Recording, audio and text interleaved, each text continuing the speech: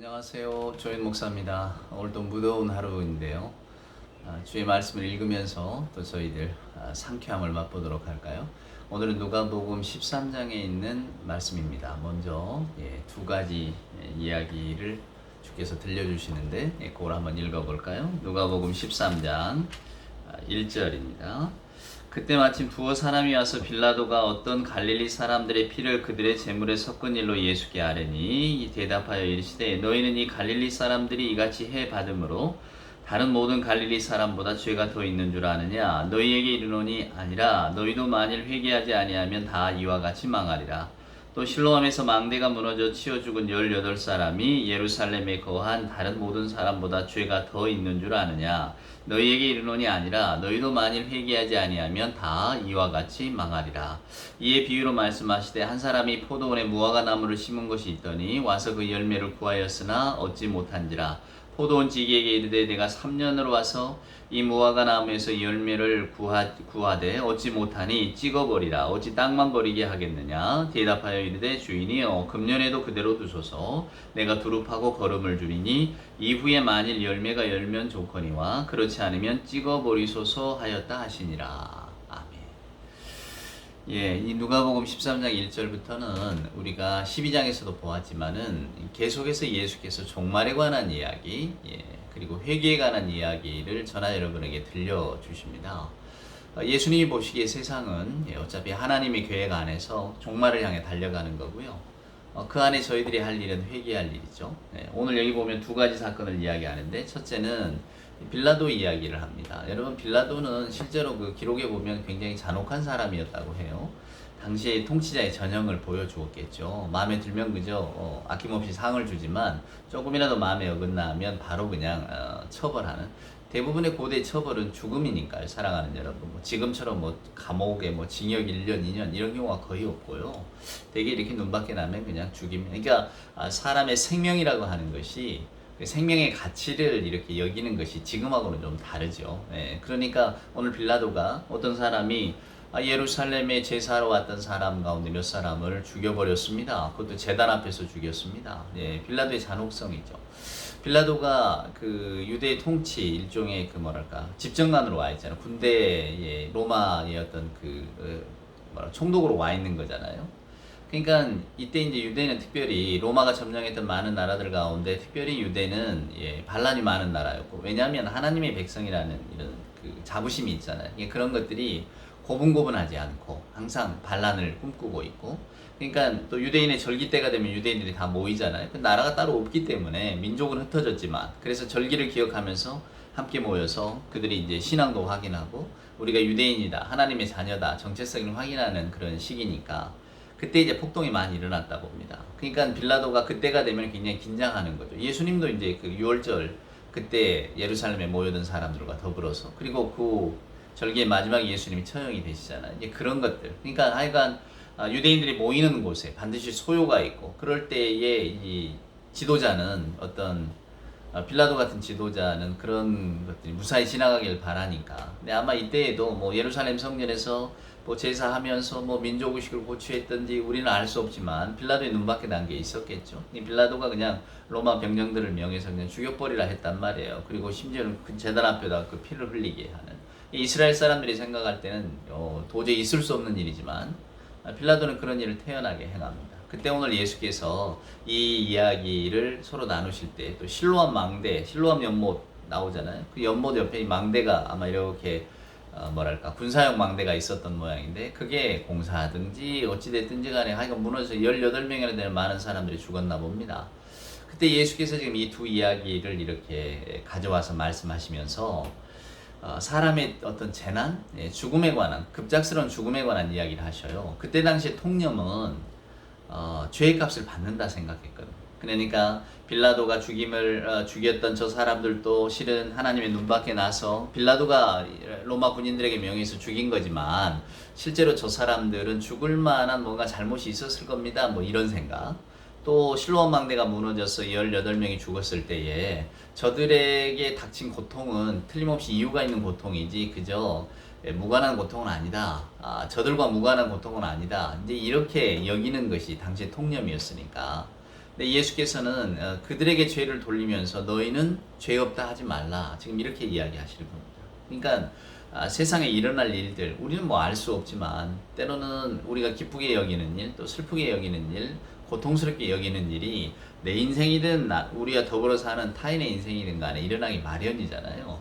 근데 이제 그것이 왜 일어나는가라고 했을 때 고대 사람들은 불안하니까 여러분 원래 어두우면 깜깜하면 불안하잖아요.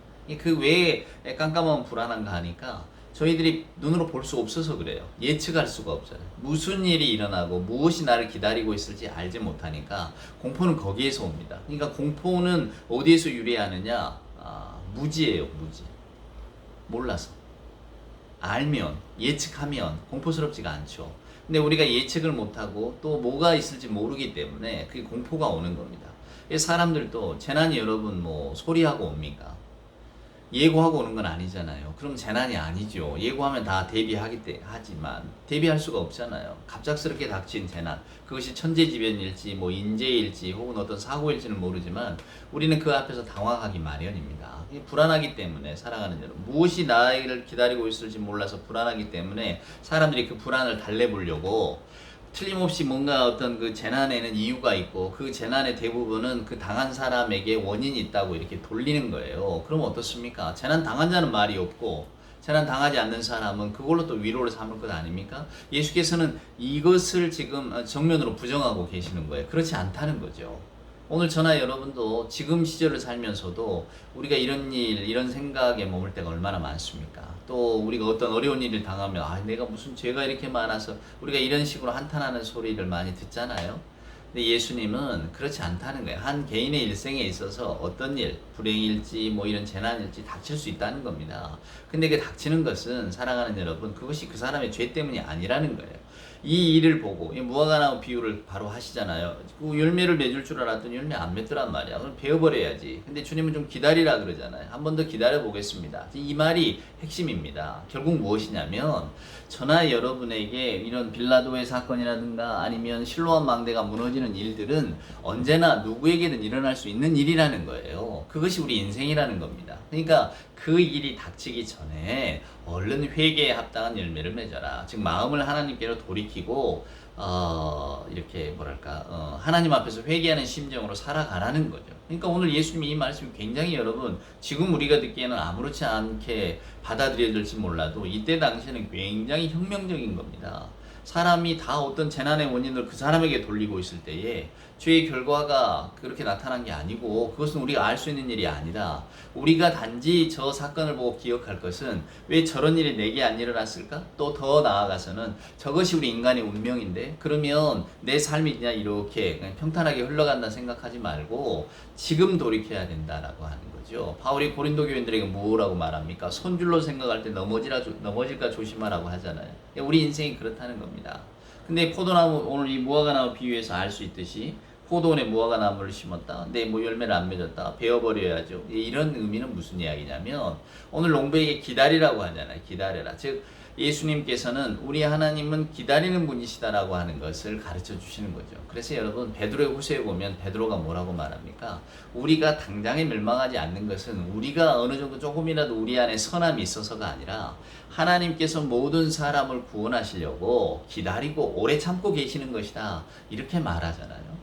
결국 저와 여러분의 인생을 이렇게 보면 하나님이 참아주고 계시는 거지 우리가 뭐 하나님 앞에서 뭐 얼마나 근사하다고 또 저희들의 삶이 얼마나 깨끗하고 뭔가 이렇게 지속해야 될 가치가 있어서 하나님께서 그냥 이 세상을 혹은 우리를 이렇게 내버려 두시는 건 아니라는 것을 오늘 이 본문은 저나 여러분에게 알려주고 있죠. 그래서 오늘 이 말씀을 읽으면서 전에 12장 때도 말씀드렸지만 지금 예수님의 어떤 말씀이나 행위는 전부 다 종말론적입니다.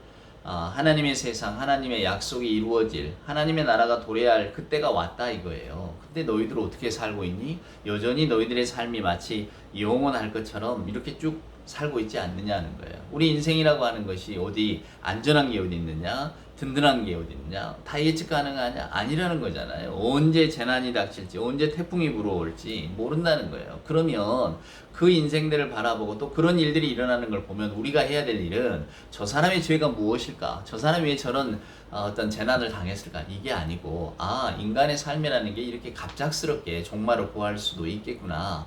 그때 과연 나는 어떻게 이것을 맞이할까? 나는 그런 준비가 되어 있나? 우리 주님이 12장에서도 이렇게 허리에 띠를 띠고 등불을 켜고 서 있으라는 비유 말씀도 주시잖아요.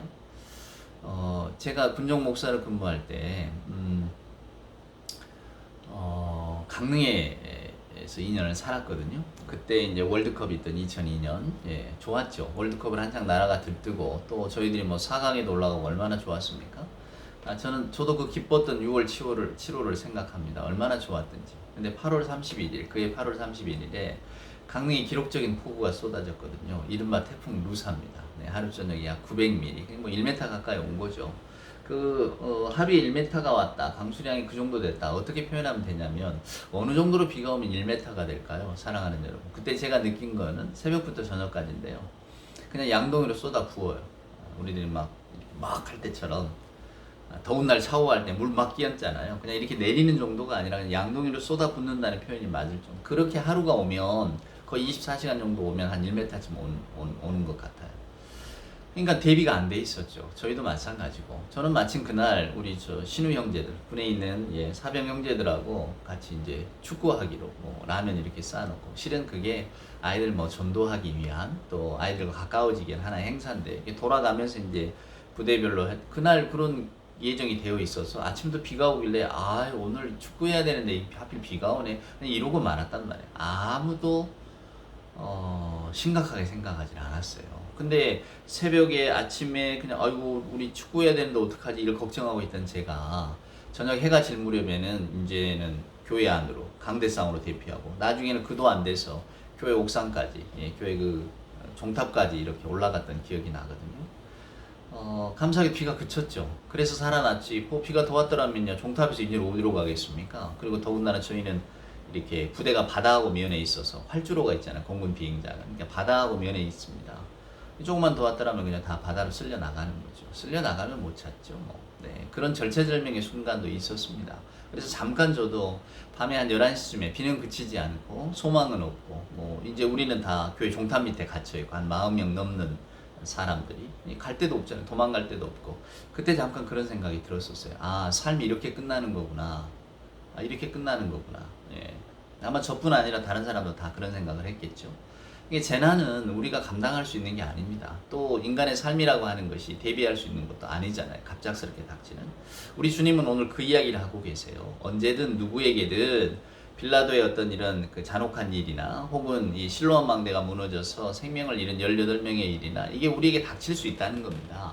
그걸 생각하고 살라는 거예요. 내 삶은 영원할 거다 여기지 말고 당장이라도 시급하게 오늘 이 사건을 기다리면서, 결국은 포도원 주인이 언제까지 기다릴 거냐, 오래 기다리지 않는다 이거예요. 그럴 때 빨리 열매를 피워내든 뭔가 내놔야지, 이렇게 그냥 가만히 있어서는 안 된다.